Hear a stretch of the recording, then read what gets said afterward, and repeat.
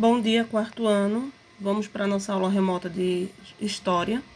Abram na página 16 do manual, onde hoje nós vamos conhecer algumas moedas que já fez parte da história brasileira, tá? Da história das moedas brasileiras. Assim como todos os outros países têm as suas moedas, o Brasil não é diferente, ele também tem a moeda dele. Hoje a nossa moeda é o real, certo? Mas logo no início não era o real. E nós vamos, no decorrer desta aula de hoje, nós vamos conhecer alguns nomes de moedas que o Brasil recebeu ao longo da história do seu sistema monetário. E o que vem a ser sistema monetário? Como diz aí no glossário, ó, monetário que diz respeito ao dinheiro, à situação financeira ou moeda de um país. Então, tudo que você ouvir falar referente a sistema monetário é referente ao dinheiro, tá? Compreendendo documentos, as moedas brasileiras.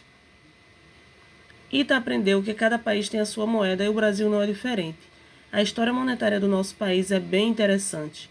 Ele descobriu que no Brasil as primeiras cédulas foram impressas por volta de 1833, há quase 200 anos. De lá para cá, nossa moeda mudou muitas vezes, de nome e formato. Veja algumas cédulas das moedas brasileiras. Aí do lado, Ita diz: o Brasil já teve 9 moedas com diferentes nomes. O nome da Casa da Moeda que constrói, tá, todas as cédulas brasileiras é o Banco do Brasil.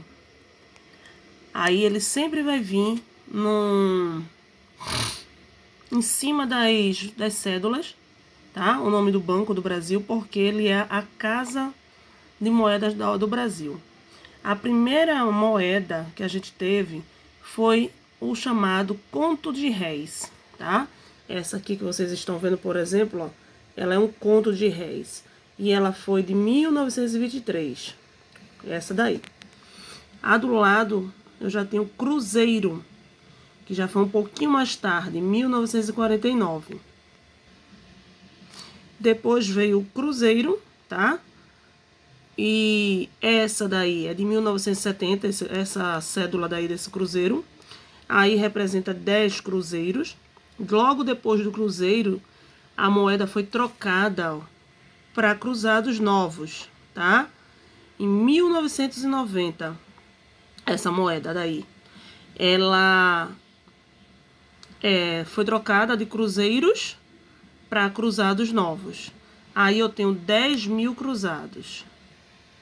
E então, a atual real, né? Aí eu tenho uma cédula de 20 reais, tá? Que é o sistema monetário, que é o real, que é a última. Até agora, ela está em vigência no Brasil. Aí do lado tem: você sabia? Numismática é a ciência que estuda as moedas e as medalhas para identificá-las e situá-las no tempo histórico. A origem de seu nome vem do grego nomisma, que significa moeda. Na página 17 nós temos assim: observe as imagens na página anterior de cédula monetária do Brasil. Depois escreva algumas semelhanças e diferenças entre elas. Se a gente pegar as cédulas da página 16 para analisar, nós vamos ver uma semelhança que a gente encontra em todas, né? Que é o nome da Casa da Moeda lá em cima, ó, Banco do Brasil. Todas elas têm, tá? Nós temos ao centro, nós temos uma imagem, né? Aqui, ó, cada moeda dessa, tem uma imagem para representar, certo? Então, já é duas semelhanças. O nome da Casa da Moeda, Banco do Brasil, a imagem ao centro. Nós podemos ver também que todas elas contêm, sabe o quê? A assinatura. A única que não tem, tá? É a do Conto de Réis. A Conto de Réis não tem assinatura, mas todas as outras, eu verificando aí, eu vejo assinatura. E qual a diferença entre elas? A diferença que a gente vê nitidamente, a primeira diferença é a cor, né? Vejam que de contos de réis é um esverdeado, quase azul, pretinho, né? O cruzeiro, a cor já muda, um pouco avermelhada. Olha a cruzados, um laranjinha. Então a principal diferença deles é a cor, tá?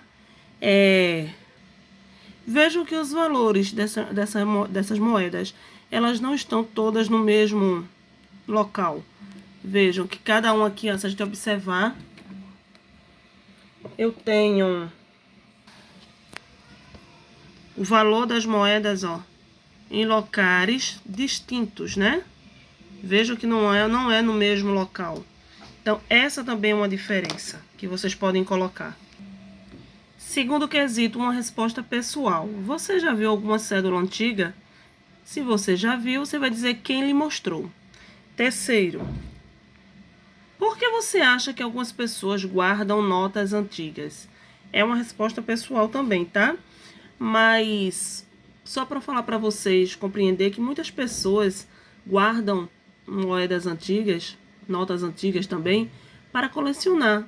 A gente tem colecionadores de tudo no mundo. E também temos colecionadores de dinheiro, tá? Mas aí vocês podem colocar outras respostas. Essa daí só é pra gente em nível de curiosidade. Quarto quesito. Converse com um adulto. Aí, no caso aí, em sua escola, você vai fazer em casa. Conversar com um adulto, tá? Em sua casa e perguntar-lhe sobre as moedas brasileiras com as quais ele já teve contato. Aí depois você vai escrever o que descobriu abaixo. Você vai mostrar lá da página 16 aquelas moedas e vai perguntar se ele ou ela, né, já teve a possibilidade de ver alguma delas. E ele vai dizer, se sim, você vai dizer quais foram as moedas. As páginas 18 e 19, que é o exercitando, vocês farão em casa, tá?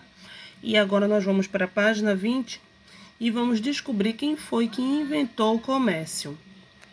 Urbano e Elias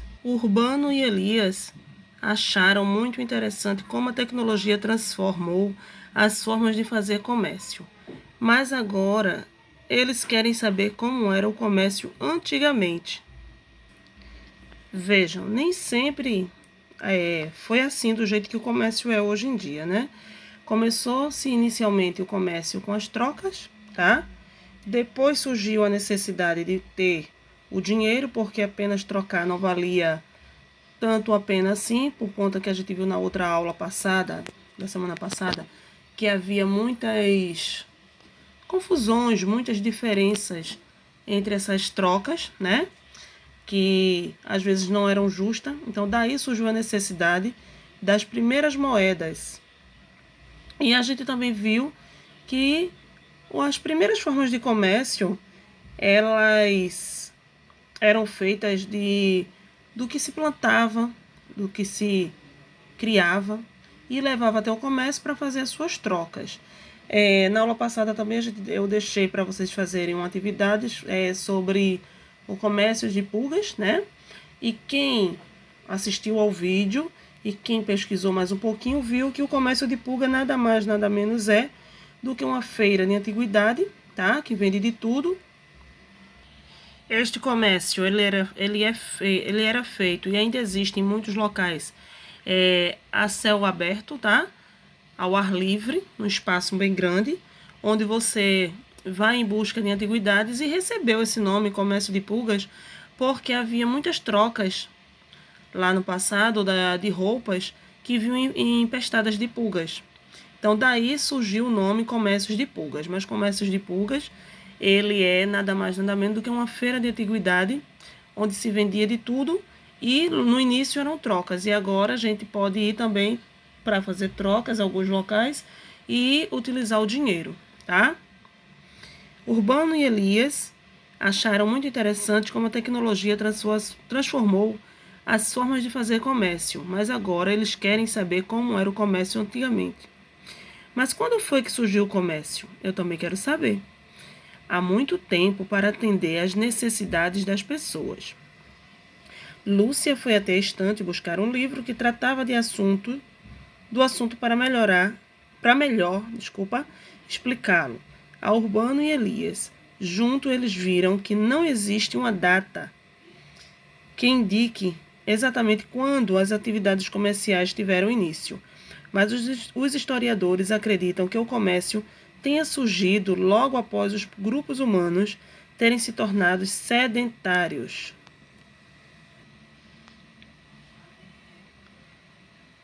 E passado a praticar a agricultura e a domesticação de animais. Ou seja, depois que os primeiros grupos deixaram de ser nômades e eles formaram a civilização sedentária, onde eles tiveram locais fixos para morar, onde eles plantavam, onde eles domesticavam animais, surgiu a necessidade de tanto que ele produzia de fazer o comércio, tá? De fazer as primeiras trocas. Primeiro quesito. No volume anterior de História, você estudou o sedentarismo e a agricultura. Converse com os colegas e o professor, escreva aquilo que lembra ter estudado anteriormente. Olha, o sedentarismo, ele se caracterizou, como todo mundo sabe, depois da agricultura e também a criação de animais. E o que aconteceu? Como eles estavam fazendo a prática da agricultura e da criação de animais, eles resolveram, assim, fixar moradia por mais tempo em um determinado lugar, já que a abundância em comida era suficiente para a sua sobrevivência. Depois que a agricultura e o pastoreio começou a ser uma prática bem mais desenvolvida, então o que foi que aconteceu? Eles precisavam ter vencimento dessas coisas que eram cultivadas. Só para o grupo não estava mais dando, estavam começando, digamos, a sobrar. Então, nessas sobras, eles começaram a trocar com outros grupos que produziam outros tipos de agriculturas, tá? O segundo aí da página 20 é uma resposta pessoal. Você saberia dizer qual é a relação do comércio com a agricultura e a domesticação de animais? O que você pode falar sobre criar animais e plantar? O que tem a ver com o comércio? Página 21. As comunidades fixas e o comércio. No livro havia informação de que os grupos humanos do passado, por meio da observação da natureza, aprenderam a cultivar plantas e a domesticar animais para obter alimentos. O cultivo de plantas originou a agricultura e a domesticação de animais deu origem ao pastoreio. Isso é o que a gente viu lá no volume 1. Com isso, eles podiam permanecer por mais tempo em certos lugares. Olha lá. Ao longo do tempo, a agricultura e o pastoreio permitiram aos grupos humanos produzir uma grande quantidade de alimentos e matérias-primas, que abastecia a comunidade e ainda sobrava para ser estocada. Antes de existir geladeira, as pessoas armazenavam os alimentos que sobravam dentro de potes de barros, enterrados em buracos no chão, ou envolviam em gordura animal e sal. Assim, esses alimentos poderiam durar um pouco mais de tempo. Os principais alimentos estocados geralmente eram grãos e sementes. Aí, estocar é guardar grande quantidade de produtos ou mercadorias em um lugar específico para armazenamento. Então, vejam, para que aquela comida não estragasse, eles faziam esse tipo de local para guardar, já que não havia geladeira naquela época, né? Geladeira é algo que foi bem mais depois do passar da história. Então, eles tinham que estocar de alguma forma. Mas depois, a necessidade de comércio foi tão grande, porque nem só estocar estava dando certo, estava sobrando muita coisa. Então, aí surgiu a necessidade das primeiras trocas. Aí o terceiro, você e sua família costumam armazenar alimentos ou outros produtos em casa? Por qual motivo? Muitos motivos levam as pessoas a estocar comida, né? Muitas vezes porque o salário ele é mensalmente. Você não vai ter dinheiro para comprar comida, por exemplo, todas as semanas. Você pega aquele dinheiro, seu pai e sua mãe, vai até a feira e vai até o mercado, compra e estoca dentro de armários, né? Os alimentos que não estragam e os que são de estragar, eles vão à geladeira. Outro motivo, bem recentemente agora, devido ao Covid, né? Por que a gente estoca? Para não ter que estar saindo de casa por tantas vezes para ter que comprar comida. E outros motivos que vocês poderão relatar aí nesse terceiro quesito. Com o passar do tempo, as comunidades fixas passaram a estocar maiores quantidades de alimentos. Com isso, essa produção excedente, ou seja, que sobrava para ser armazenada, foi utilizada como artigo de troca, que eu já havia dito, né? Quarto quesito, que nome se dá ao comércio estabelecido por meio da troca de produtos? A gente viu na aula passada que a troca de produtos, ela nada menos é do que o escambo, né? Página 22. No início, o excedente era trocado por outros tipos de alimentos. Depois de um certo tempo, outros produtos também começaram a ser comercializados. Entre eles estavam produtos extraídos da natureza, como riquezas minerais, produtos de origem animal e objetos produzidos artesanalmente. Tudo começou com as trocas de mercadorias. Sim, depois pôde-se trocar outros produtos e hoje trocamos produtos por dinheiro. Integrando com geografia. A produção e o comércio no meu município.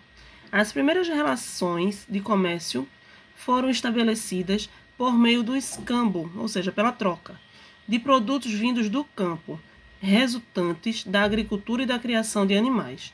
Ainda hoje, as produções do campo são muito importantes para a vida na cidade. Primeiro quesito, quais produtos vindos no campo estão presentes na sua cidade?